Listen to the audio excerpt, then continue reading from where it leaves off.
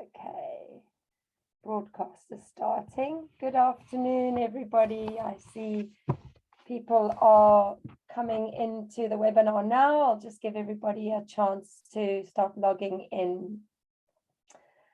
Welcome to today's session. For those of you that are joining us now, this is the second session in our 2022 webinar series. As you know, RDA International has been focusing on due diligence as a theme and corporate sustainability in our webinar series. And I am absolutely delighted today to be joined by Surinder and Rohini. I have had the pleasure of working with Surinder previously, and she is the head of ESG at Halfords. Rohini is an established partner of ethical trade at ASOS. And I know that both of them have got a lot of insight to share with us today. As a matter of housekeeping, this session is being recorded and it will be made available on our website afterwards. Please do use the question and answer link to be able to raise questions today. We're going to try and address all the questions before the end of the session.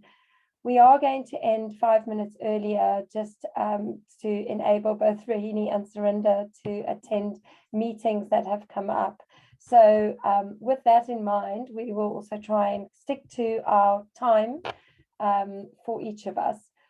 So I'm going to ask Surinder and Rohini to introduce themselves. I think it's much more appropriate for them to do so and much more interesting for those of you who are listening to hear from themselves what their expertise is.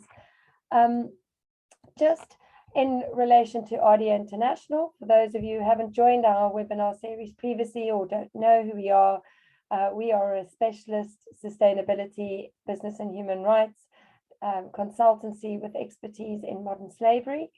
We work internationally and we work across sectors supporting businesses to develop their policies and their procedures to address these particular issues. And we also harness our legal expertise to do that. Now, before I'm going to hand over to Surinder, I just want to take you through a few critical issues to set the scene around mandatory human rights and environmental due diligence. I think as many as you know, the landscape around business and responsible business has changed tremendously over the last 20 years. I started my career as an environmental lawyer, and some of the voluntary frameworks when I started practicing didn't even exist. But we've seen, because of the influence of multinational businesses, that there's been a real drive to try and ensure that businesses should become more accountable for how they manage both their environmental and their social impacts. So we've seen this growth in voluntary frameworks, and the UN Guiding Principles on Business and Human Rights, established in 2011, is a good example of this. There are also the SDGs, there are membership organizations like the UN Global Compact, all setting standards for how businesses are expected to behave. But what we're seeing has been a change in this sort of soft law approach to hard law, where it's recognized that actually soft law approaches have just not been enough, and particularly because of the influence of multinational organizations, where they have in many instances much more power and the ability to impact on supply chains than governments.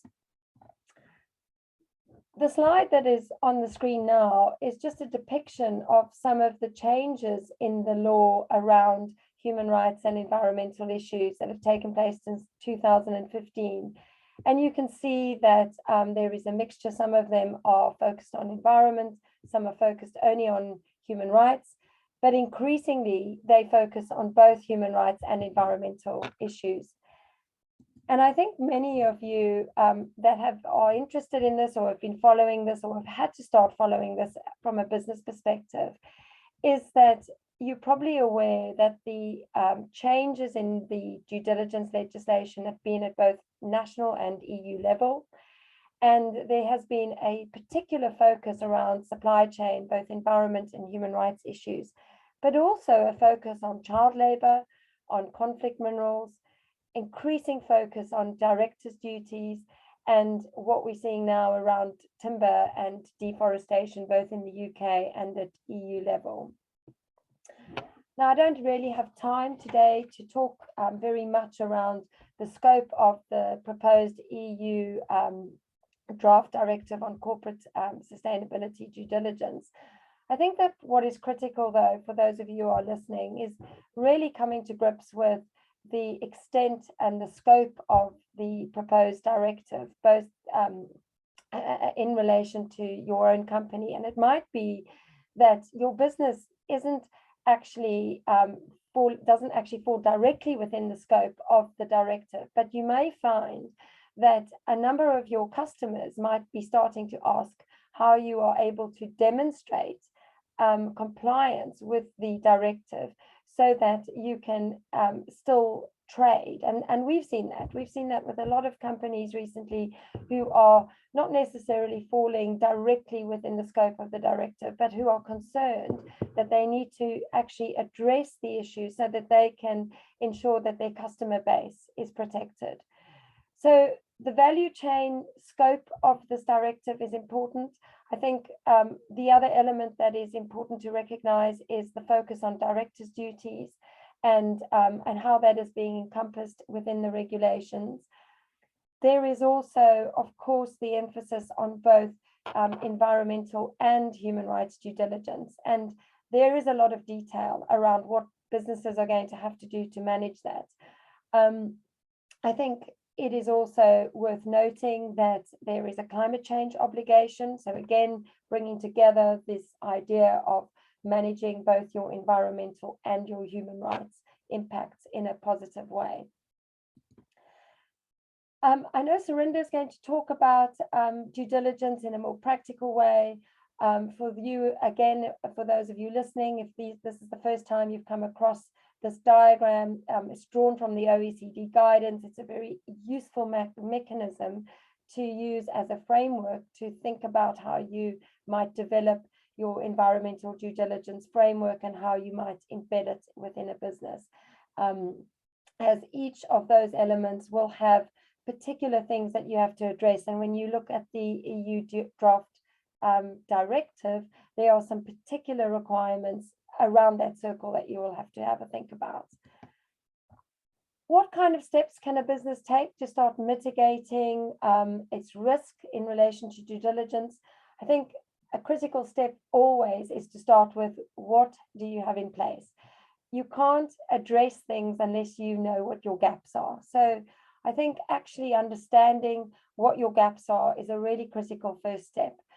I think the other critical steps is ensuring that you actually know what laws apply and documenting those laws, actually ensuring that you have the obligations set out in such a way that you know that you are able to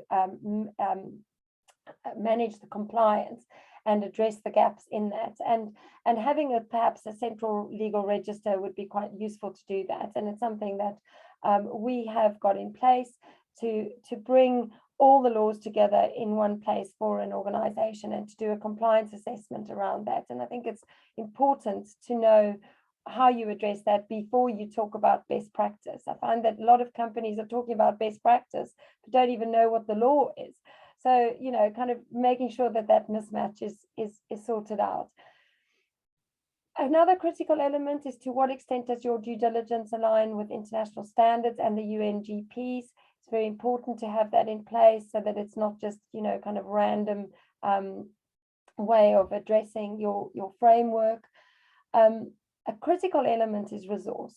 And I'm sure Rohini and Surinder are going to possibly touch on this too. But, you know, something that we see as consultants is that this landscape has changed so much for sustainability practitioners, and they are being lumped with so many things to do, not just ethical issues, environmental issues, it's human rights issues now, it's sourcing issues.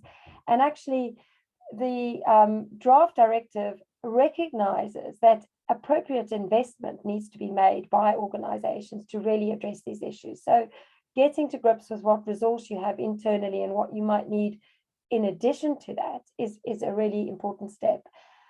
understanding what assessments you might need to do, be they environmental, be they human rights assessments. I think we're seeing an increase around human rights impact assessments, stakeholder engagement. I'm really seeing a growth in that as a focus for businesses to understand, again, how they might address impact to people under the human rights banner.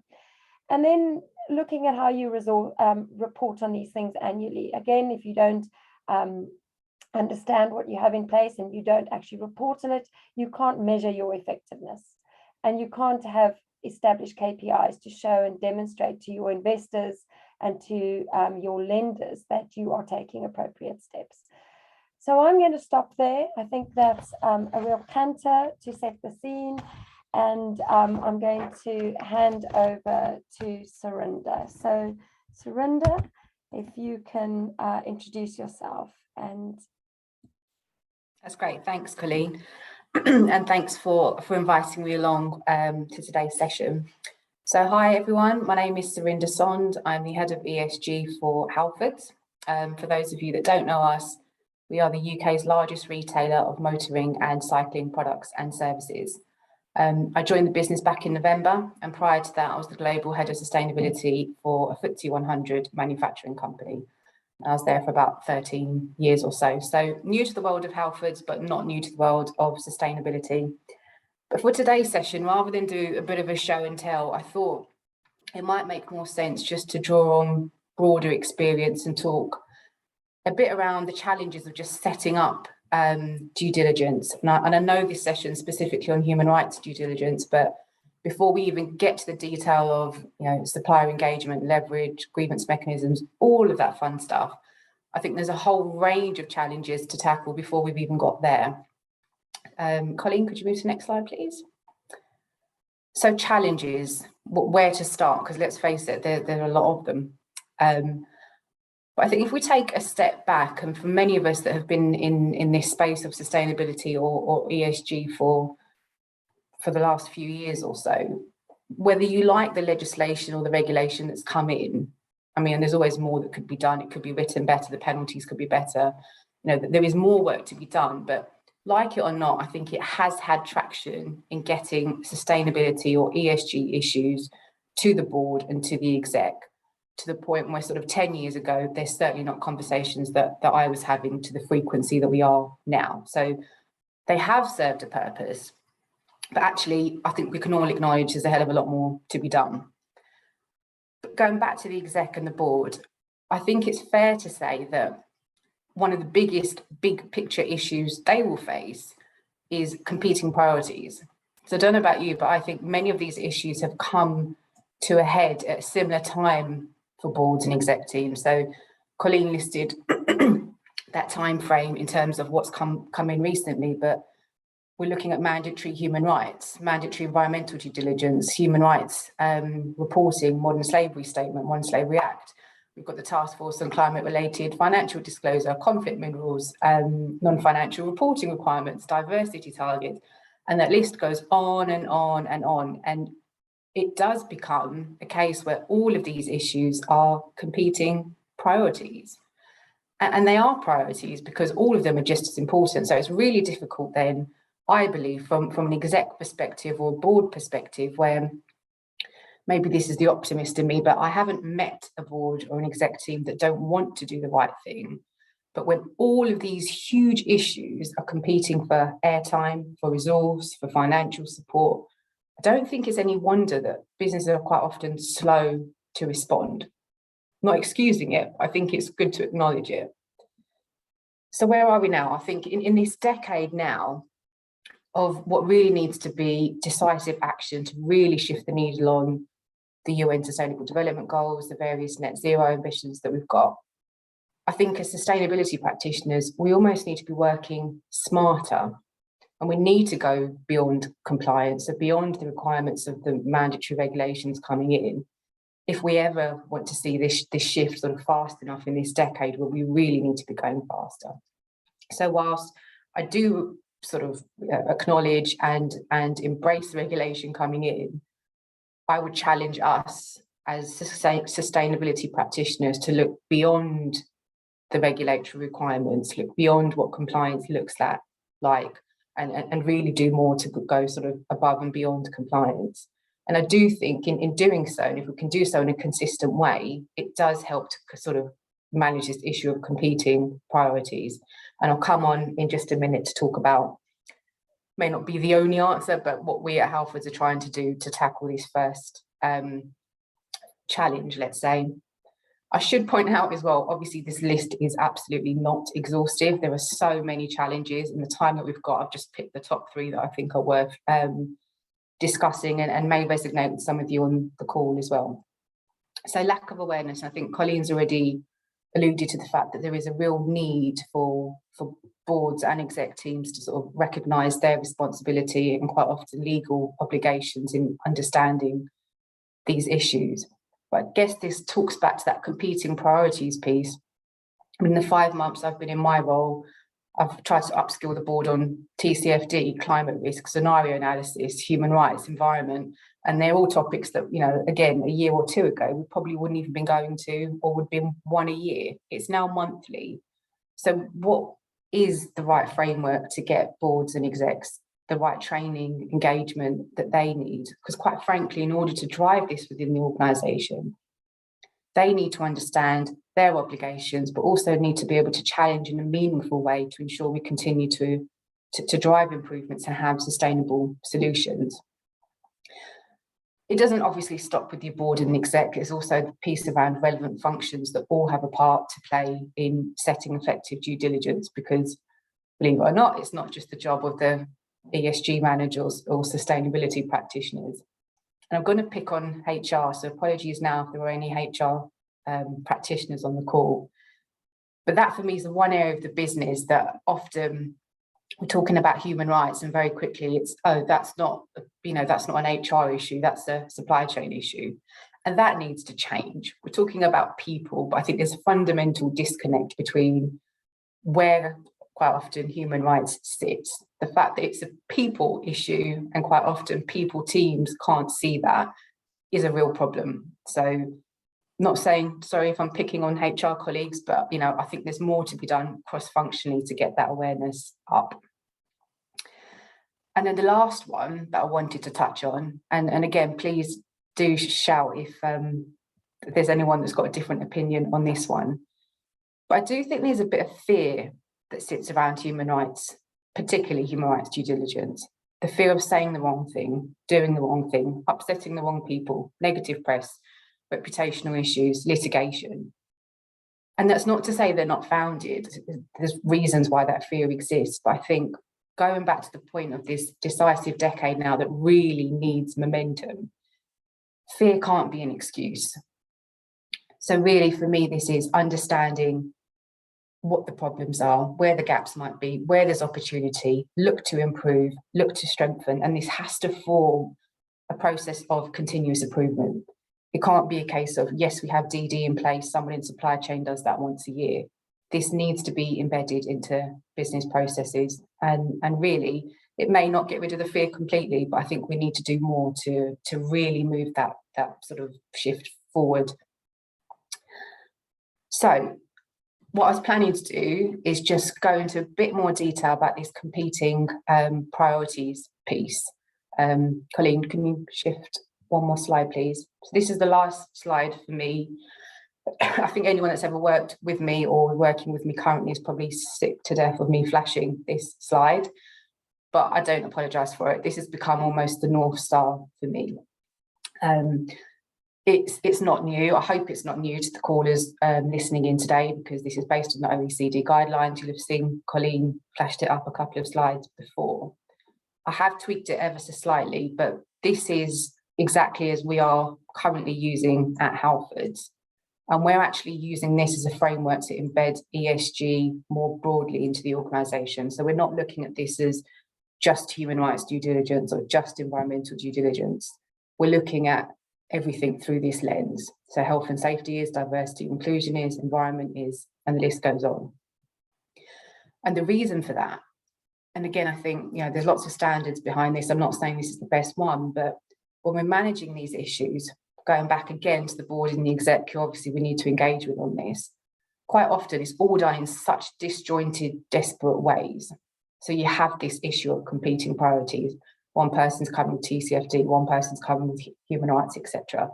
It's all managed differently, it's all looked at in different ways.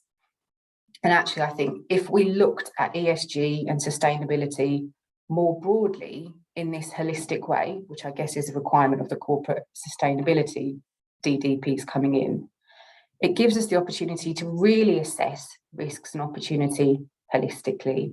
But it also means then that the measures that we put in place, be that through policy commitments, prevention, mitigation, action, we've done it in a way where we've assessed our sort of ESG impact more broadly.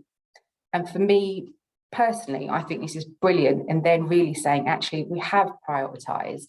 We do understand what the opportunities are and where the risks are. And so our approach is more robust. And that then starts to unlock business opportunities in a holistic way. I think I've used the word holistic 4 times now, but I think you get the point in terms of what I'm trying to make there. The big sort of point to note here is, this is not new. If you've done management systems, you've done Plan, Do, Check, Act, that have been around for years and years, they're similar concepts. But the one big difference, and I think the one thing we do need to keep at the fore of this process, is people need to come first. The rights holders and the impact on rights holders needs to be considered right through this process. We're then also looking at, obviously, impact on environment, on planet, etc. And then we are a business entity. So what's the impact then on the business? And I think that needs to be sort of done quite consistently, because if we're not looking at people, we're not looking at this through the lens of what impact does this have on people, on their human rights, it then doesn't stack up for me. So the last piece on this, one other point to make is the little bullets you can see underneath. These are things, and again, it's not an exhaustive list, but some of the things we're looking at Halfords as what sits underneath these. But again, it's just to give you a bit of flavour for what sits underneath these buckets, for want of a better phrase. But the last one that I wanted to just touch on is number 5, is the communicate and disclose piece. So I've heard time and time again people saying, oh, we've done our modern slavery statement, and yes, we do a lot to communicate and engage with suppliers and workers in the supply chain. But when you get to the surface and get into the detail of what that means, it means they've made a statement and they've published it. That's not communication, that's disclosure. And that's doing the compliance piece that's required as part of the legislation that's come in. In order to make this piece effective, we need to be communicating, and that needs to be two-way. That means understanding, again, going back to the rights holders, what are the impacts on the ground? What are the potential human rights impacts or current impact? And feed that into the risk process. So it's not a piece that sits on the end. That for me is disclosure. It's the piece that really forms, I guess, the number 2 piece around how we identify and prioritise risk. So I'll stop there. That's really just what I wanted to share with this group today. I hope it will sort of spark a bit of conversation or Q&A, but Colleen, I'll hand back to you. Thank you, Surinder. That was really insightful and done, in a way that has made it really easy, I think, for people to understand, how you're approaching things and also actually highlighting some of the key areas of challenge, which I holistically agree with. And I've written down a load of questions if nobody else is going to ask any at the end. I mean, one in particular, just to pick up on, was your point around disclosure and having a statement, disclosing it, not communicating it. I think what is interesting in there is that actually when you look, which I didn't mention in my introduction, is that we have this distinction also now in the law between reporting requirements like Modern Slavery Act versus due diligence requirements under the EU legislation, which actually does mean going further than just publishing something. It is actually proving you do something, and to do something, that means you have to communicate and embed it across your business. So thank you for that. And Rohini, if I can get you to introduce yourself and over to you. Thank you. Great. Thank you so much, Colleen and Surinder, and thank you for inviting me to the webinar. Really appreciate it. So as a quick introduction, I joined ASOS's ethical trade team last year as an established partner, and I lead the activities on modern slavery, mHREDD purchasing practices and living wage, along with managing the supply chain in South Asia. Next slide, please. So as Colleen mentioned earlier, the legislative piece is actually evolving a lot. And in the last decade alone, we have seen introductions of new acts, bills, policies, which focuses on how businesses should be acting responsibly. And this year in Feb, actually, in my industry, that is garment industry per se, New York is proposing a new bill, which is called New York's Fashion Sustainability and Social Accountability Act. So in short, they're called, because it's quite mouthful, it's called New York's Fashion Act, and which would be focusing on brands to focus on the areas with the greatest social and environment risk. Concepts, I think the key reason for this to happen is because concepts like, oh, we are on this journey, or it is the right thing to do, a lot of the times brands have been hiding behind these statements and it didn't make much change. So it created a perfect storm for the civil societies, for lawmakers and governments actually to put these bills in place, which actually hold companies responsible. Next slide, please. Thank you. So in 2010, more than 10 years ago, roughly now, ASOS launched its first Fashion with Integrity strategy, which kind of helped ASOS have a conscience. So by focusing on workers in the supply chain, but also minimizing its impact on the environment and planet. But in 2021, and I apologize, it says 2022 there, but in 2021, we looked at it, how we need to update these commitments and how we need to have a more holistic approach, going with Surendra's theme. Yeah, and we had everything put under people and planet, because these two are so interlinked in today's date more than ever. Rather than two working in silos, which is ethical trade and sustainability, it came under Fashion with Integrity umbrella. Also saying that showing result and human rights is much more difficult than the environmental side, because you can't quantify human rights in the supply chain. So due diligence is a big part of how we are going to be working forward, hence making mHREDD a core part of the strategy of ours. Okay, next slide, please. So rather than going through each point, I'll just give an overview of this slide, where it is for us.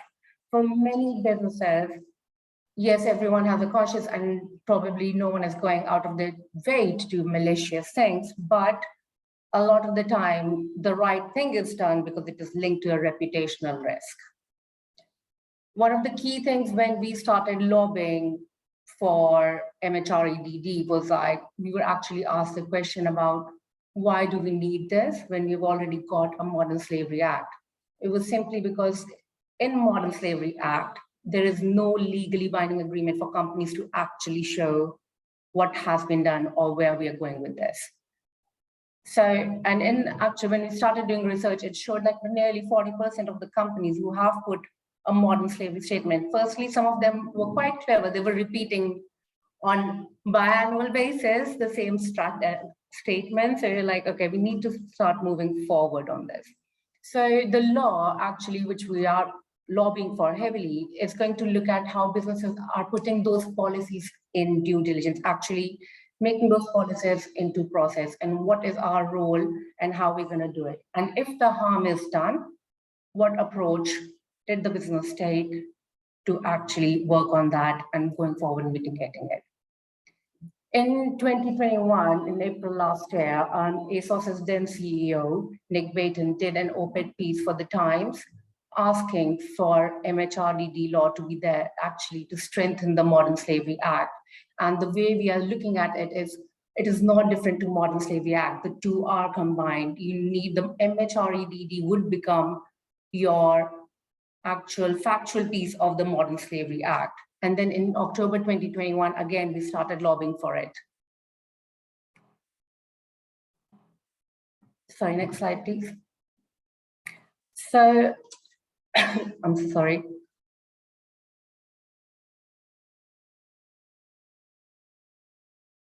Sorry about that.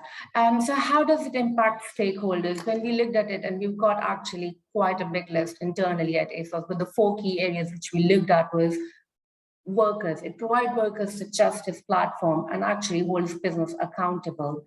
Secondly, investors. It's a lot of the times businesses like probably ASOS are in supply chain where the pressure is coming from top, and those to that top doesn't mean senior leadership team, it means investors.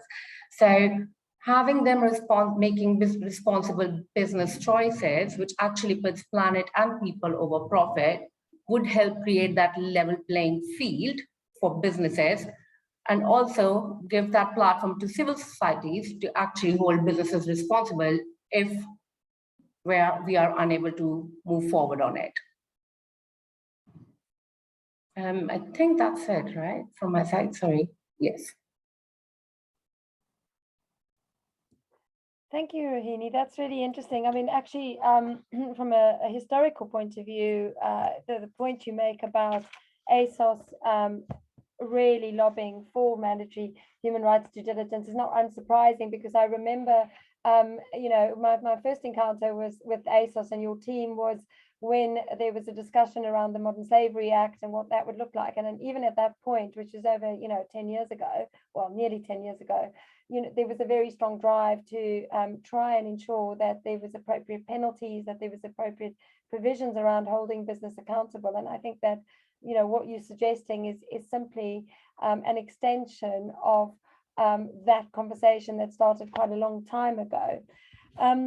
Rohini, thank you very much for your input. And I see that there are some questions that have already started to come up. One of the questions I just want to ask you before we address those is, to what extent does both Halfords, Surinder, I know you've only just started or quite recently, and ASOS, to what extent do you have cross-functional teams that address these issues, and then from a governance structure feed that back into your executive team and your boards? Shall I go first? Thanks, Surinder. Short answer is yes, we have them. And I think in previous organisations, we've had those cross-functional groups.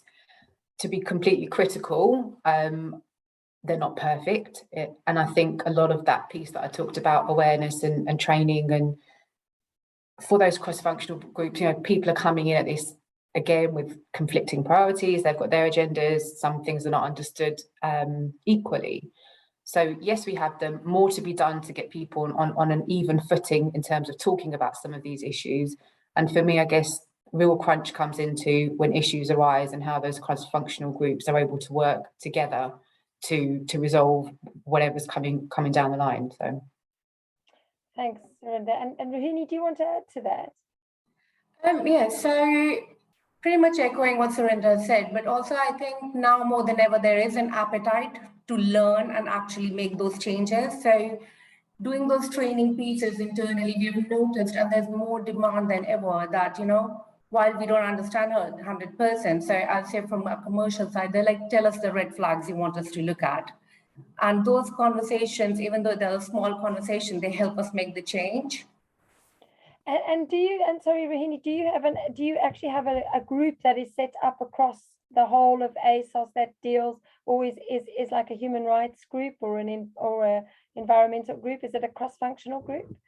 So we have got something right now which is called Modern Slavery Working Group, but that working group is actually from different departments. So we've got our GNFR, which is goods not for resale or procurement.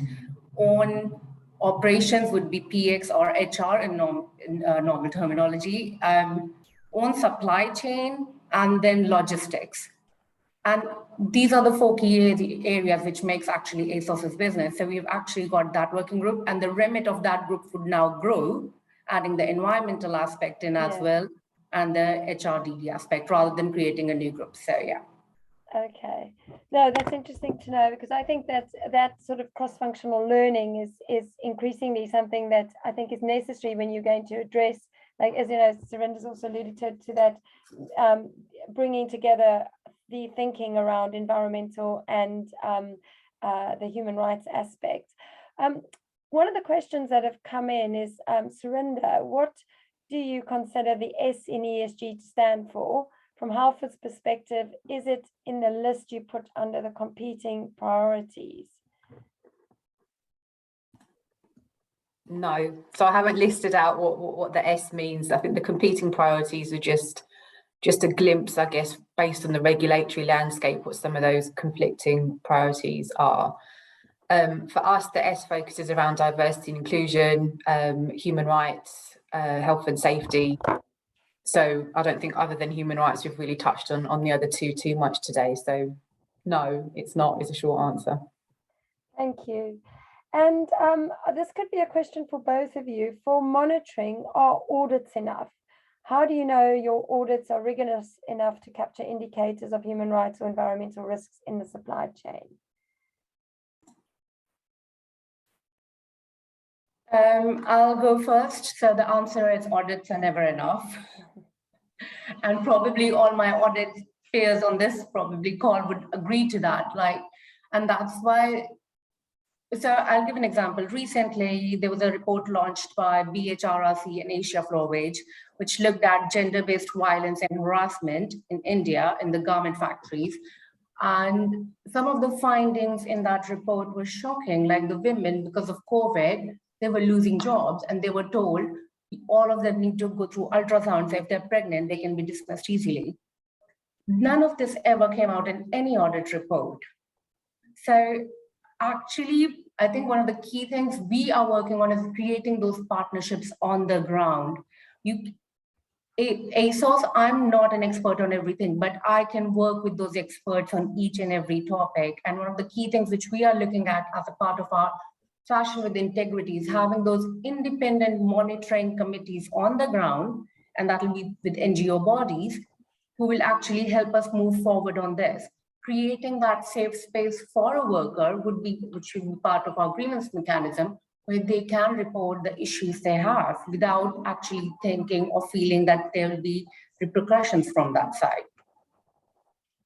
Yeah, thank you, Rohini. I don't know if Surinder wants to come in on that, but I completely agree with you. I mean, I think we know, across the board that auditing is a snapshot in time and necessary. Do you think it's still necessary as part of your due diligence framework, but built into something that's more strategic, that looks at, as you say, more holistic relationships on the ground, having sort of early grievance mechanisms in place. I mean, something that's becoming more popular, certainly some things that we've been working on is working with partnerships around workers' voice to get a better sense of exploitation and then feeding that into remedy and grievance mechanisms.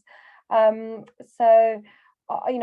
think I must agree with you that audit needs to be looked at, I think, in a much more holistic way when you're developing your strategy. And Surinder, would you like to come in on the audit question? Yeah, just to say completely agree. And, let's be honest, 10 years ago, perhaps not even as long as that, a lot of these issues were coming up through what NGOs and civil society were seeing and holding organisations to account. It wasn't because a fantastic audit had been done and something had come up. So completely agree. Yes, audits serve a purpose and there is some value in that. But for me, again, it's part of that due diligence process. How do we get those various voices from different entities to really make that a robust process that becomes business as usual?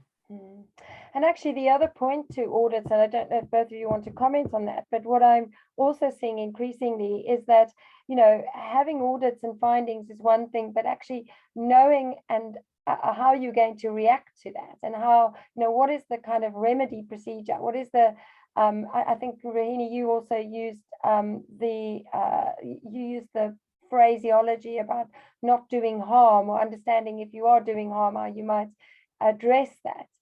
So, I just wonder if you're also seeing this, not necessarily in your own practices, but across the board, that actually, once you have audit findings, you also need a process of actually how that's going to be embedded. And I have a slight fear that we're seeing such a huge increase in human rights impact assessments and auditing, but actually very little monitoring, assessment and implementation that's coming from that once organizations have been given the reports.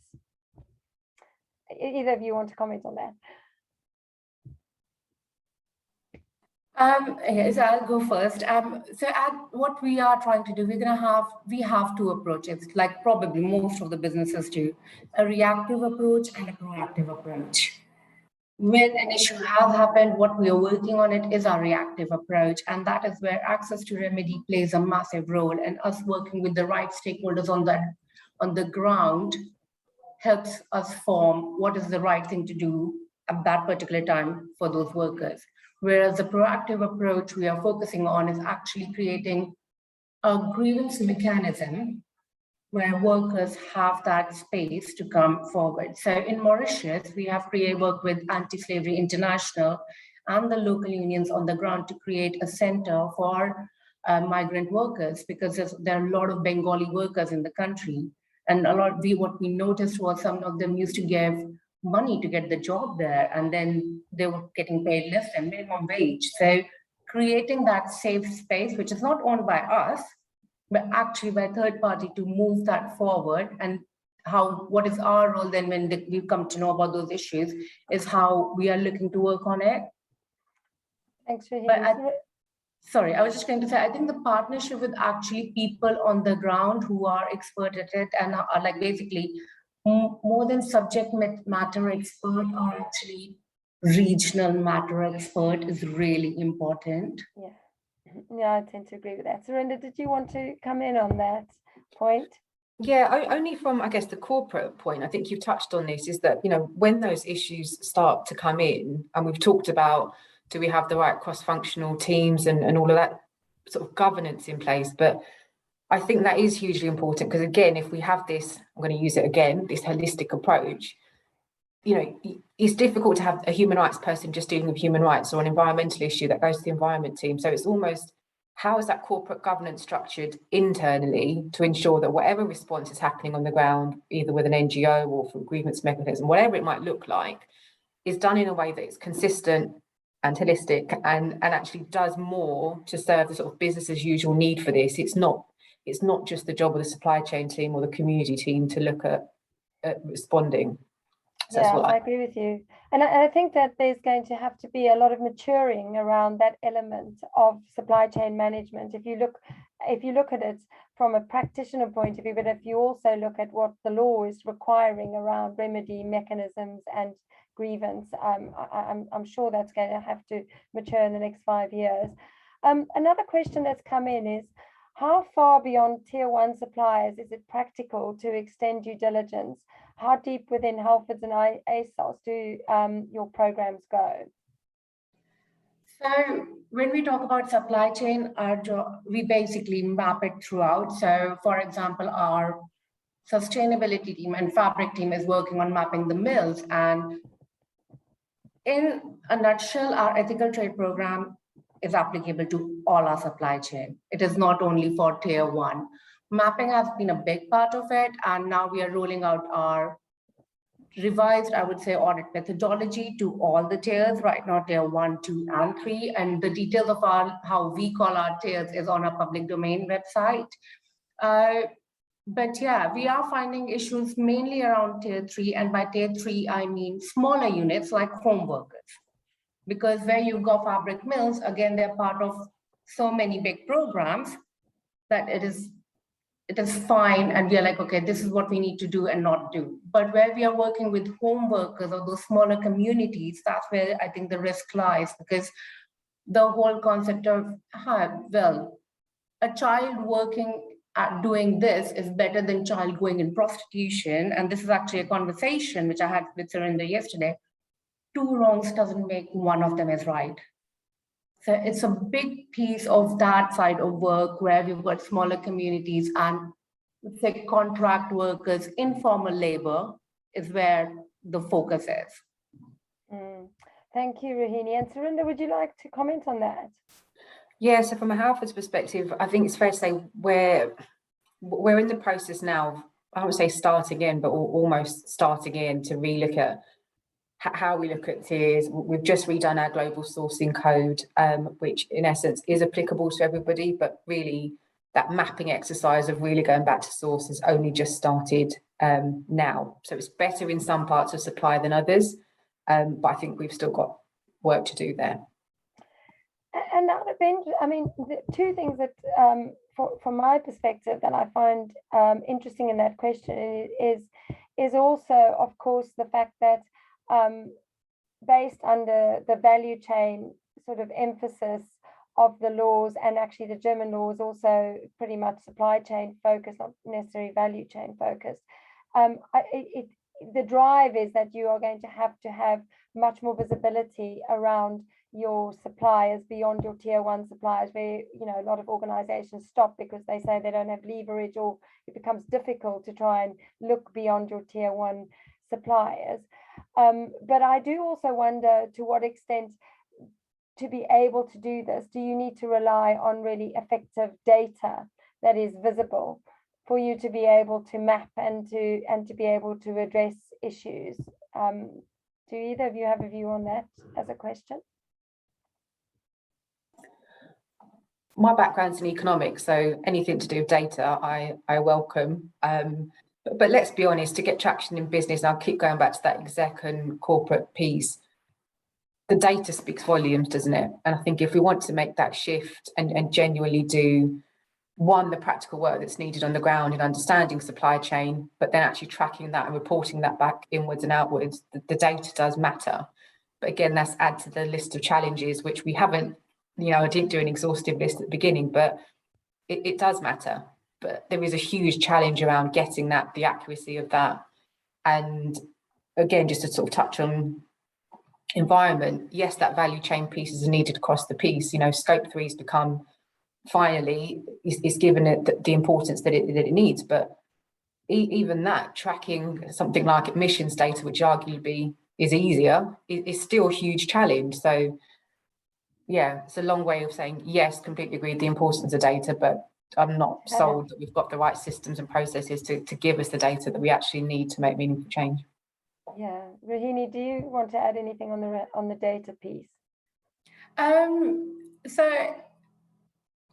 I completely agree. Data plays a massive role in us moving forward, actually. And I think that's where probably when the legislation does come into play, and on environmental side, it is still easier to show what you have achieved or not. We're still trying to figure it out, what is the best way to show on the human rights side. Because saying that, human rights, as we mentioned earlier, Colleen, audit is actually a snapshot of that day at that particular time. That is not the right data for us to move forward. So finding those right tools will make a impact on like how we actually inform stakeholders on how we are moving forward. Yeah, and we can see all these challenges, and it does definitely go back to also the competing interests, as you say. I mean, I think what I'm seeing also across the board is that data management piece, where there's also so many different offerings around things, and what do you get, and how do you measure, and what do you put together? And I think that procurement is going to have a really key role to play in relation to that. And it does. One of the questions I did come up around, what are your views around the extent that procurement practices, so the desire to procure at a price point, will drive human rights abuses? Rohini, you've got your hand up. Yeah, sorry, I was just going to actually ask probably yourself, or actually any of the guests, if there is someone who thinks like there is a platform or tool out there which actually helps us capture the data really well, it'd be great to know about it. So if they can share it with you, Colleen, or just feel free to email me directly, but just I think it'll be great to learn on that front. Sorry. Yeah. I'll do that. Actually, Audia has been working on that, so I'll come to you separately with another data partner on due diligence. Just on the point then, going back to the question on procurement, and I am conscious of time for the two of you, probably another 5 minutes before we have to stop. Do you have a view on the extent that procurement practices drive human rights abuses? I think that's a general point. I wouldn't expect you to say from a Alphas or an ASOS point of view. Right, do you want to go first? Sorry, is that awkward? Go for it. Okay. Well, I think the short answer is yes. Of course it would. And I think again, this comes back to that conflicting piece. You know, you've got teams being pushed on price, we can only accept X, Y, Z, and you've got sustainability teams coming in saying, actually, we need it to have these credentials from an ESG perspective. So from a buyer's perspective or from a procurement piece, it's a real challenge. And I think this, going back to that, again, that holistic approach, if we're consistent in what we're saying, and actually these things are important to us, and that's sort of embedded in the culture of an organisation, this is what we'll accept. We wouldn't be pushing quite so hard on those price pieces. Yes, it matters, obviously, given the economic climate that we're working in, but it shouldn't be a trade-off. It's not one or the other. I would agree. Rohini, do you want to come in on that? Yes, so purchasing practices plays a massive role on human rights. It's as simple as that. So for that, ASOS is a member of something called ACT, Action Collaboration Transformation, which looks at living wage, but also it looks at freedom of association, giving workers those voice to actually come to a table for collective bargaining. And ACT did publish a report last year, so where we did do a survey showing how brands' own practices impact the supply chain. So it was roughly 20 brands where we did our own self-assessment, but it was also an anonymous survey done by the suppliers for all the brands they work with. And I'll put it in the chat, the link to that report, to show how much impact it does make. So yes. That would be really interesting. If you can share that, Rohini, that'd be great. And actually, one of the participants have asked about your stat on persistent non-compliance. I think this is to do with modern slavery reporting. And if you have the source of the report, there is actually, to answer that question, Giselle, there is a new, if it's the same one that Rohini's thinking about, I'll let her come into it, but the Financial Reporting Council published a report in April 2022 on modern slavery practices. If I will try and share that. I've shared a link which is from BHRRC, which is Business and Human Rights Resource Center, where we looked at those data, and it is about how modern slavery act as a missed opportunity. So I've shared a link, but it'd be great if you can share the other one as well. Thank you. Yeah, that's great. Thank you. Oh, thank you for that, Rohini. I'll just pulling up actually, if I stop the share.